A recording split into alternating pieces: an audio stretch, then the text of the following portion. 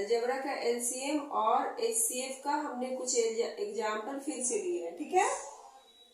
कौन कौन सा एग्जाम्पल है? तो पहला बेटा A4 BQC comma A5 B5 और C4, पीछे आपने नोट पॉइंट लिखा है ना, उसी के अकॉर्डिंग सबसे पहले इसी क्वेश्चन का, एक ही क्वेश्चन है और इसी का हम लोग एलसीएम भी सीखेंगे और एचसीएफ भी। तो पहले हम लोग क्या बनाते हैं? एलसीएम बनाते हैं। तो एलसीएम में आपका रूल होता है कि जितने भी टर्म आपका गिवन है, मतलब जो भी टर्म दिया हुआ है, ये एक टर्म वही दो टर्म है ना इसमें, तो इसमें जो भी लेटर आपका सारे टर्म में मैच करते हैं ना, उसका सबसे बड़ा पावर किसमें? एलसीएम में। तो ए का पावर कितना हो गया? 5 और ए का पावर कितना हो गया? 4। तो ए का पावर 5 4 से क्या है? बड़ा है ना, तो ए का पावर कितना हो जाएगा? आपका एलसीएम कितना चुना जाएगा? 5।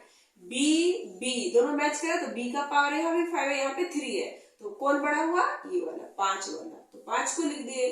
सी का पावर 4 है और सी का पावर 1 है, तो बड़ा कौन हुआ? सी का पावर 4। ये क्या चुना गया? आपका एलसीएम।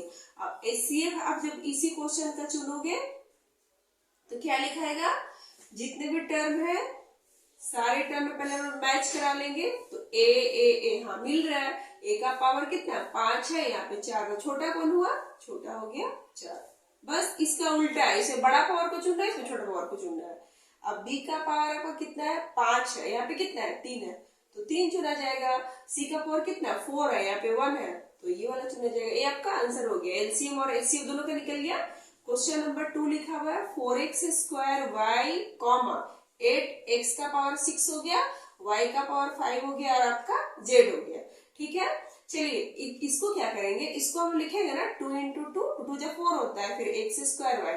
जब भी आपका नंबर दिया हो रहा है तो उसको आप प्राइम फैक्टर निकाल लीजिए। 2 इंटू 2 इंटू 2, अब x का पावर 6 हो गया, y का पावर 5 और कितना हो गया? आपका z हो गया, ठीक है। अगर इसको आप सॉल्व करोगे तो 2 का पावर 1 और 1 2 है ना, एक छिपा हुआ है ना, और इधर हो गया x² y। उसी तरह से यहाँ पे 2 कितना बार लिखा हुआ है? 3 बार, तो आप लिखिए 2 का पावर 3, x का पावर 6 एंड y का पावर 5, और फिर कितना लिखेंगे हम लोग? z लिखेंगे, है ना। अब हम लोग चुनेंगे इसका एलसीएम। तो एलसीएम में चुनने के लिए वही 2 का पावर 2 और 2 का पावर 3, किसका पावर बड़ा है? सेम है ना, दोनों का बेस देखो तो 2 है तो 2 है ना, तो 2 का पावर 3 आपका बड़ा हो गया। उसी तरह से x का पावर 2 है, x का पावर 6 है, तो x का पावर 6 आपका बड़ा चुना गया। y का पावर कितना? 5 है, यहाँ पे 1 है, तो y का पावर कितना चुना जाएगा?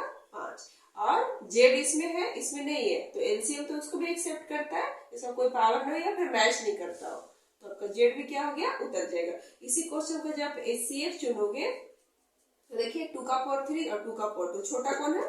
2 का पावर 2 हो गया।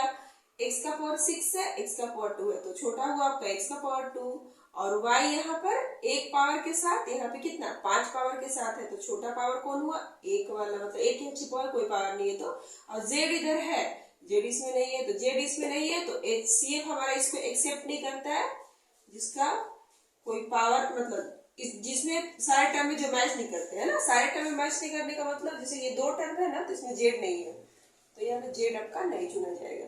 एलसीएम सभी को एक्सेप्ट करेगा, जो मिलेगा उसको भी, नहीं मिलेगा उसको भी, और एचसीएफ क्या करेगा? जो मिलेगा सिर्फ उसी को एक्सेप्ट करेगा और बाकी को नो। समझ में आ गया? चलिए जेड अच्छे से लिख देते हैं। अब इसको दोनों को पहले उतार